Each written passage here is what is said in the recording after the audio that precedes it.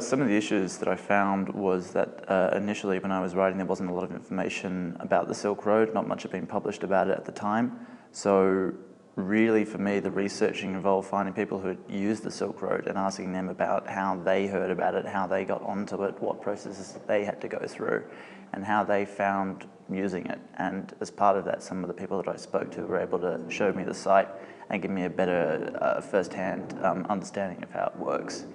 So that initially was a bit of a challenge because I didn't have much to go into when I met these people. I didn't really know much. I just had to sort of go in blind and say, okay, so let's start from the beginning.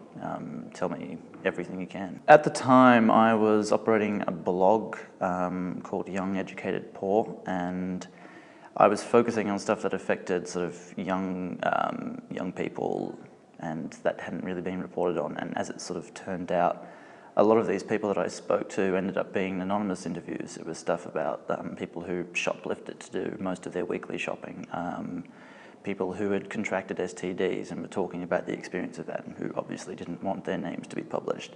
There was also someone who wrote essays for other students for cash. So I was able to show these people that I'd been able to do anonymous interviews before and make sure that there was no information within these interviews that would link back to this person's identity. And once they'd seen that, they were quite comfortable speaking to me about it. There wasn't any blowback. I was warned initially by Margaret Simons and Simon Mann that there might be police interest in it. I may get a knock at the door saying, hey, we want to know who these people are, sort of thing. But that never happened. I never had any real repercussions. The closest that I had to issues with the story was after I'd won the award for the Citizen Newsroom Awards.